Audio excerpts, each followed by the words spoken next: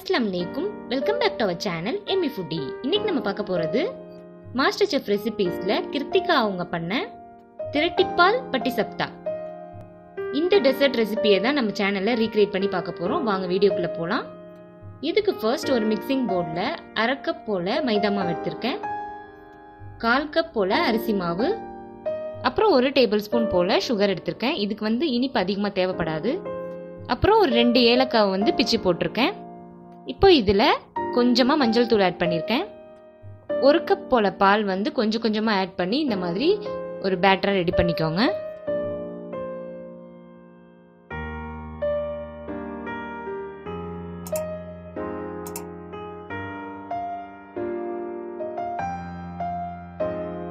Batter இந்த கன்சிஸ்டன்சியில் இருக்கணும். இது ஒரு 1/2 அன் ஹவர் போல் அப்படியே இருக்கட்டும்.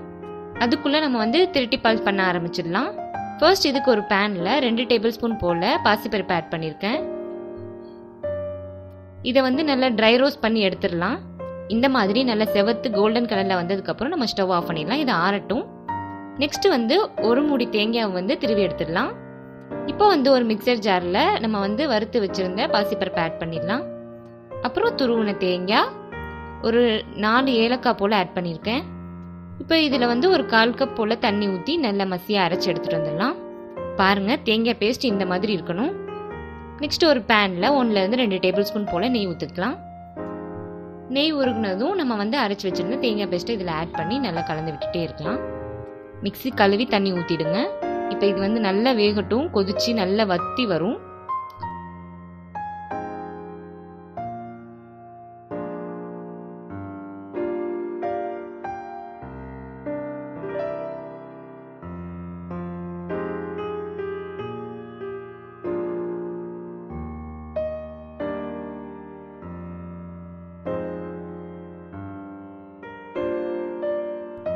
இந்த மாதிரி நல்லா வத்தி வந்ததுக்கப்புறம் இந்த ஸ்டேஜில் ஒரு 1/4 கப் போல் ப்ரௌன் சுகர் ஆட் பண்ணியிருக்கேன். ஸோ அதுக்கு கூடவே கொஞ்சம் ஹெல்த்தியாக இருக்கணும் அப்படின்றதுக்காக பாம் சுகரும் ஆட் பண்ணியிருக்கேன். மேக்ஸிமம் இதில் ஒயிட் சுகர் ஆட் பண்ணாமல் பண்ணுறது ரொம்ப ஹெல்த்தி தான். சர்க்கரை நல்லா கரைஞ்சி இந்த மாதிரி வந்ததுக்கப்புறம் நம்ம இடையில நெய் ஊற்றி கிண்டி விட்டுட்டே இருக்கலாம். எல்லாமே நல்லா சேர்ந்து இந்த மாதிரி வரும்.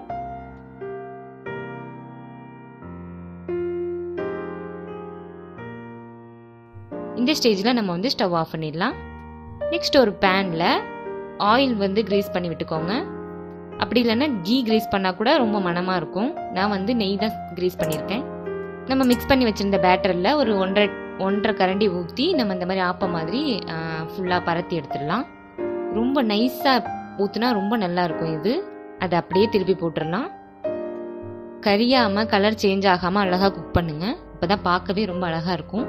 ஸோ அவ்வளோதான். நெக்ஸ்ட்டு நம்ம திரட்டிப்பால் ரெடி பண்ணி வச்சுருந்தோம் இல்லையா, அதை அந்த மாதிரி உருட்டி எடுத்து இதுக்குள்ளே வச்சு ஸ்டஃப் பண்ணி அப்படியே உருட்டி எடுக்கலாம்.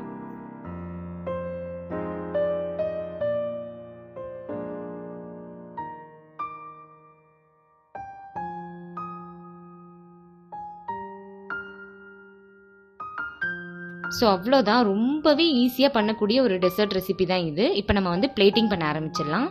நான் ரொம்ப சிம்பிளாக தான் பிளேட்டிங் பண்ணியிருக்கேன். ஜஸ்ட் அதை வச்சுட்டு மேலே பிஸ்டா பொடி தூவி விட்டுருக்கேன். அவ்வளோதான்.